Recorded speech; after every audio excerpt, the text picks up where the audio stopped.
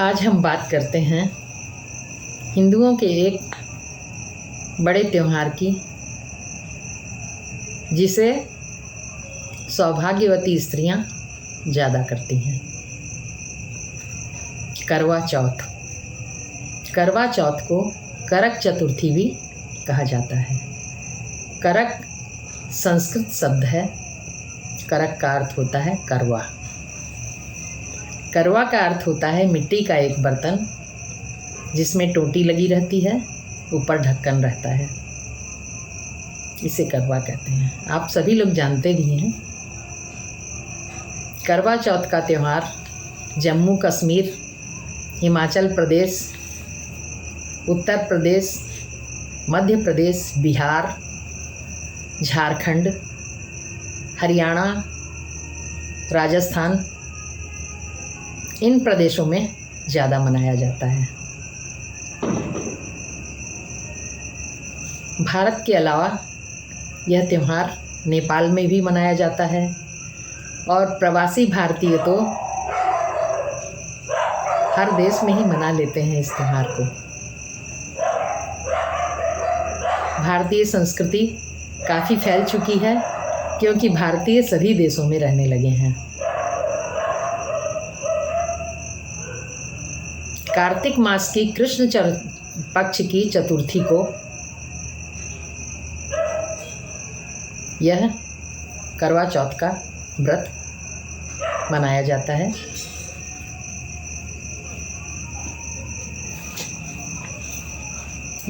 यह सौभाग्यवती स्त्रियां अपने पति की दीर्घायु के लिए, अपने सुहाग की कामना से मनाती हैं। इस दिन व्रती स्त्रियां सुबह स्नान ध्यान से निवृत्त होकर करवे की पूजा करती हैं। एक चौकी पर सथिया बनाया जाता है। सथिया यानी स्वास्तिक, और उस स्वास्तिक पर यह करवा रखा जाता है। करवे पर भी स्वास्तिक बनाया जाता है। जल की लुटिया पर भी स्वास्तिक बनाया जाता है। करवे के अंदर गेहूं भरा रहता है और उसके ढक्कन पर चीनी, इसके ऊपर रुपये रखे जाते हैं। ये करवा आज असली पूजा का सामान है। आज के दिन भगवान शंकर, माँ पार्वती, कार्तिकेय, श्री गणेश और करवे की पूजा की जाती है। एक थाली में रोली, चावल, मूली, दीपक, जल की लुटिया सब कुछ रखा जाता है और इससे पूजा की जाती है। स्त्रियां सज संवर के, चुनरी ओढ़ के पूजा के लिए बैठती हैं। पहले दिन ही मेहंदी लगा लेती हैं। इस व्रत के पहले दिन सरगई का विधान है। यह सरगई माँ या सासू माँ के या दोनों के यहाँ से आती है। इसमें फल फूल, मिठाइयाँ, नमकीन वगैरह आता है, क्योंकि दूसरे दिन बहू को या बेटी को भूखे रहना है पूरे दिन, इसलिए पहले दिन बहुत अच्छा भोजन उसको कराया जाता है। तो ये दिन भर की पूजा का विधान हो गया। पूजा के समय कथा भी होती है। कथा को मैं आगे आपको बताऊंगी। इस व्रत के विषय में पौराणिक कथाएं कई हैं। सबसे पहले माँ पार्वती जी ने भगवान शिव के लिए यह व्रत किया था। दूसरी कथा आती है, द्रौपदी ने कृष्ण जी के कहने से अपने 5 पांडवों की दीर्घायु के लिए इस व्रत का विधान किया था। और तीसरी कथा है कि जब असुर सुरों पर भारी पड़ने लगे, स्वर्ग में आतंक मचाने लगे, लगता था कि देवता हार ही जाएंगे उनसे, इतने आतंकित कर दिया था उन लोगों ने। तब देवताओं की पत्नियों ने इस व्रत को रखा था और सचमुच देवताओं की जीत हुई, उनकी पत्नियों की इच्छा पूरी हुई और उन्होंने दिन भर भूखे रहकर रात को व्रत को खोला। रात में दिन भर निराहार रहा जाता है इस व्रत में, और रात में चंद्रमा को अर्घ्य देकर, चंद्रमा को भोग लगाकर, दीपक जलाकर व्रत का खोलने का कार्यक्रम होता है। अर्घ्य देते समय कुछ जगह विधान है, कहूँ प्रथा है, चलनी में से चांद को देखा जाता है और अर्घ्य दिया जाता है, और उसी चलनी में से व्रती स्त्री अपने पति को देखती है। इसके बाद पति उसे पानी पिलाता है और कुछ खाने की चीज़ देकर व्रत को खोलता है। और कुछ जगह इस तरह की प्रथा नहीं है। इसके बाद घर के बुजुर्गों को, बच्चों को और सबको भोजन कराने के बाद व्रती स्त्री स्वयं भोजन करती है रात में। इस दिन कोई भी सामिष भोजन, प्याज लहसुन, शराब, मांस वगैरह घर में नहीं बनता है। शुद्ध भोजन बनता है।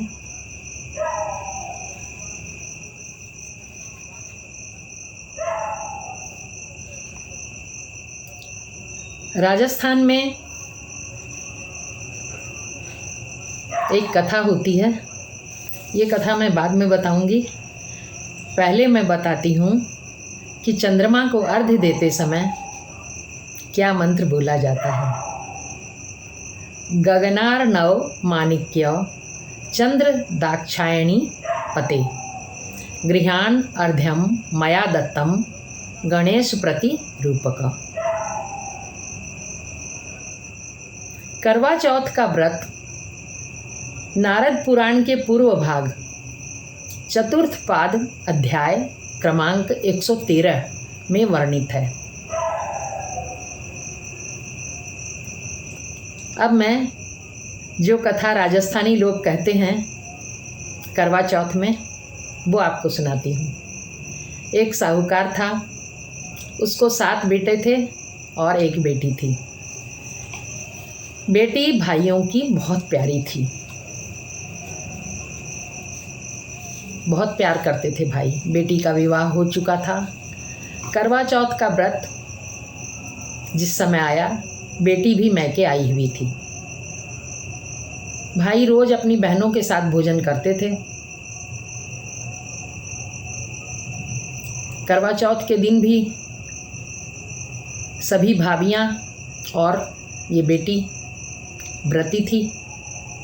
इन्हें दिन भर भूखा रहना था, निराहार रहना था और चंद्रमा को अर्घ्य देकर ही भोजन करना था। भाइयों ने भोजन के समय बहन को बुलाया तो बहन ने कहा कि भैया आज मेरा व्रत है, आज मैं चंद्रमा को अर्घ्य देकर ही भोजन करूंगी। भाइयों को समझ में आया कि कुछ ऐसा करते हैं कि बहन हमारे साथ भोजन कर ले। उन्हें इस व्रत की गंभीरता का पता नहीं था कि व्रत को बीच में भंग नहीं किया जाता। एक भाई ने चलनी ली, एक भाई ने दीपक जलाया और पेड़ के पीछे जाकर चलनी के पीछे दीपक लगा दिया। और तीसरे भाई ने आकर बहन को कहा कि बहन देखो चांद निकल आया है, अर्घ्य दे दो और हमारे साथ भोजन कर लो। बहन ने देखा, सचमुच चांद लग रहा था कि चांद उग गया है। उसने भाभियों से कहा कि भाभी चलो व्रत चांद निकल आया है, अर्घ्य दे देते हैं। तो भाभियों ने अपनी ननद से कहा कि आप ही का चांद निकला होगा, हमारा चांद नहीं निकला। भाभियों ने बताया नहीं उसे कि नहीं, ये चांद नहीं निकला है, इस समय अर्घ देना नहीं है। ये बात कुछ अजीब सी लगती है। ये ननद भाभी के कैसे रिश्ते थे। भाभियाँ नहीं गई खुद, और बहन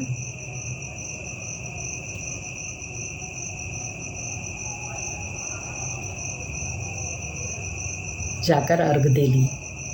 और अर्घ देने के बाद उसने भाइयों के साथ भोजन करना शुरू किया।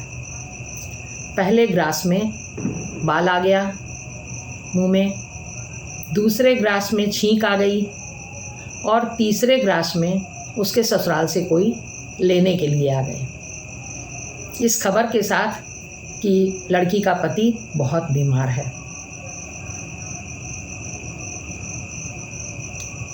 बड़ी मजबूरी है, खबर अच्छी नहीं थी। माँ अपनी बेटी को विदा करने के लिए तैयार हो गई।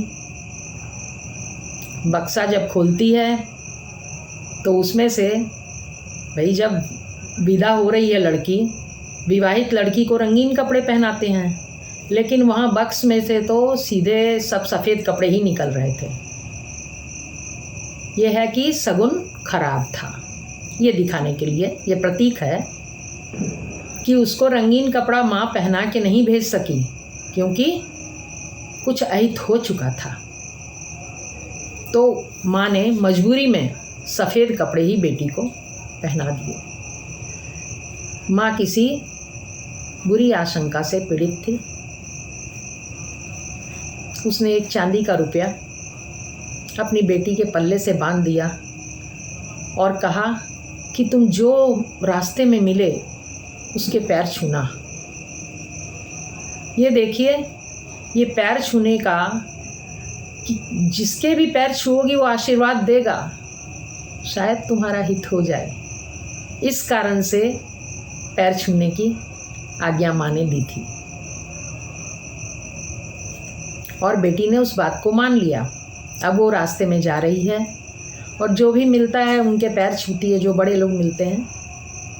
और सब दिनमान देखिए, कोई भी उसे सुहाग का आशीर्वाद नहीं दे रहा। माँ ने कहा था, जो सुहाग का आशीर्वाद तुम्हें दे उसको ये चांदी का सिक्का दे देना। एक ही सिक्का था। लड़की जा रही है रास्ते में और उसे आशीर्वाद क्या मिल रहा है? अपने भाइयों का सुख देखो, सौभाग्यवती रहो, पुत्रवती रहो, ये सब नहीं, अपने भाइयों का सुख देखो। लड़की आगे बढ़ रही है, किसी ने भी सुहाग का आशीर्वाद नहीं दिया। ससुराल के दरवाजे पर छोटी ननद खड़ी थी। उसने जब ननद के पैर छुए तो छोटी ननद ने उसे कहा कि मेरे भाई का सुख देखो। मिल गया सुहाग का आशीर्वाद।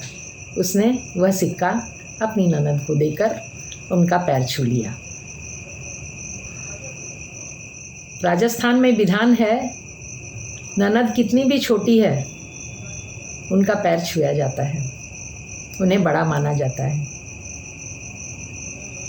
तो आशीर्वाद सुहाग का मिल गया छोटी सी ननद से। घर के अंदर गई, सासू माँ ने पीढ़ा नहीं दिया, क्योंकि गड़बड़ हो चुकी थी। उन्होंने कहा कि तुम्हारा पति ऊपर मरा पड़ा है, जाओ ऊपर जाओ। ऊपर चली गई वो। उसने अपने पति को का दाह संस्कार नहीं करने दिया और उस पति के पास वह उसको लेके बैठ गई। वह सोचती थी कि मुझे सुहाग मिल जाएगा, मैं अगर भगवान से प्रार्थना करूंगी। हर महीने चौथ का व्रत आता है। इसमें करवा चौथ को सबसे ज़्यादा महत्व दिया जाता है। सबसे बड़ी चौथ करवा चौथ को कहा जाता है, जो कार्तिक मास में आती है। जब हम पूरे महीनों की चौथ का व्रत करते हैं, तो हर महीने जो अंधेरे पक्ष में, कृष्ण पक्ष में जो चौथ आती है उसका व्रत किया जाता है। हर महीने चौथ आती और वह व्रत करती और चौथ माता से प्रार्थना करती।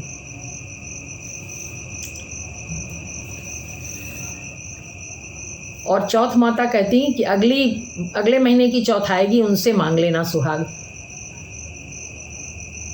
आप पूछेंगे कि क्या चौथ माता बात करती हैं? नहीं। उस लड़की में अपने खोए हुए सुहाग को पाने की इतनी त्वरा थी कि वह इतने ध्यान से चौथ माता से प्रार्थना करती थी कि वो एकाकार हो जाती थी और उससे उत्तर मिलता था। जैसे हमें भगवान से मिलता है, हम अगर गहन प्रार्थना करते हैं, उत्कट प्रार्थना करते हैं, तो हमें उनसे उत्तर मिल जाता है। कहते हैं कई बार मूर्ति के हाथों से फूल नीचे आ गया, जो पूजा करने वाले को मिल गया, तो उनका आशीर्वाद मिल गया। तो हर महीने वो लड़की बड़े प्रेम से चौथ का व्रत करती थी और